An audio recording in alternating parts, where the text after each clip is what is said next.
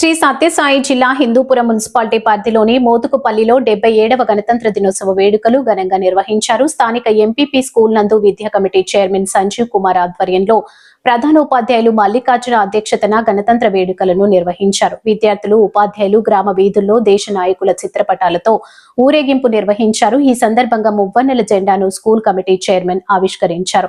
జెండా వందనం అనంతరం గ్రామంలోని గజరాజ యువజన సంఘం సభ్యులు విద్యార్థులకు బిస్కెట్లు, ప్యాకెట్లతో పాటు నోటు పుస్తకాలు, పెన్నులు, పెన్సిళ్లను అందజేశారు.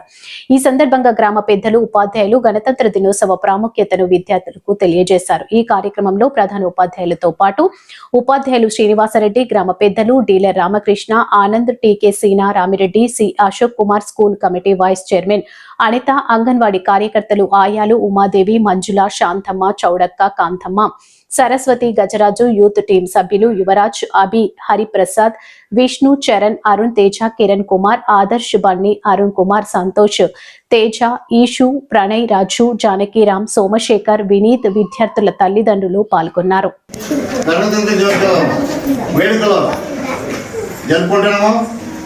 ఈ గణతంత్ర వేడుకకి మన పాఠశాలకి విచ్చేసిన ప్రముఖులు విలేకరుల గారికి, మన అంగన్వాడీ టీచర్లకి, ప్రధాన ఉపాధ్యాయుల గారికి, ఉపాధ్యాయుల గారికి, మళ్ళీ మా తోటి స్నేహితులకి, గ్రామ యువజన నాయకులు, అక్కడ బయట గ్రామ యువజన నాయకులు, మన తెలుగుదేశం నాయకులు ఆనంద్, రామిరెడ్డి గారు, శ్రీనివాసులు, ఇలా గోవిందు, సంజీవ్ కుమార్, చైర్మన్ కన్నయ్య, మిగతా అందరూ యువకులు, అందరూ మన తల్లిదండ్రులు, పేరెంట్స్ అంతా వచ్చినారు.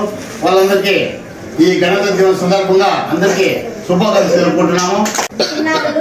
తల్లిదండ్రులు, గ్రామ పెద్దలు, స్కూల్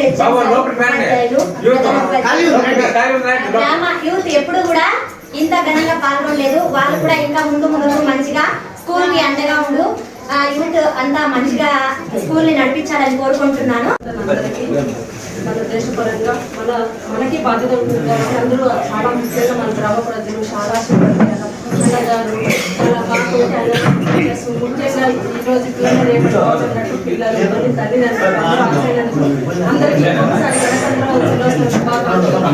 అందరికీ 1950 ఈ రాజ్యాంగం ఏర్పడింది.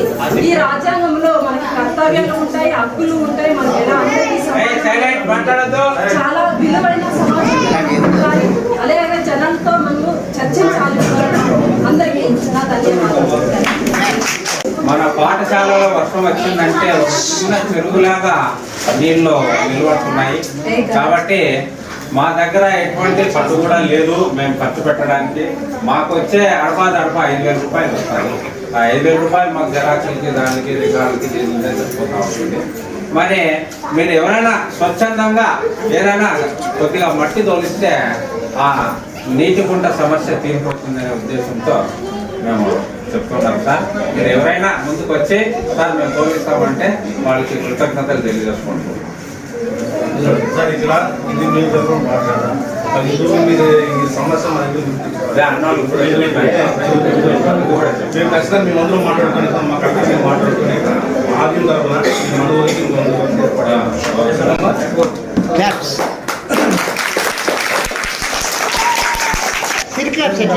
మా ఎమ్మెల్యే ఇది స్కూల్ని వేరే గ్రాంట్కి సంబంధించింది అన్నారు. అయినప్పటికీ సాయం లేదని చెప్పి మేము మా పిఏ గారిని అడుగుతూ తెలుసుకున్నాం. అని ఇంకోసారి అడుగుతాం, సార్ ఇట్లా మా స్కూల్ ఎంప్లాయీస్ తరగతులు ఉంది, అక్కడికి నీళ్ళు వచ్చి చాలా ఇబ్బందిగా ఉంటుంది. మేము ఇంకా ఒకసారి రిక్వెస్ట్ చేసుకొని మా పిఏ ద్వారా ఎమ్మెల్యే వచ్చినాడు ఒకసారి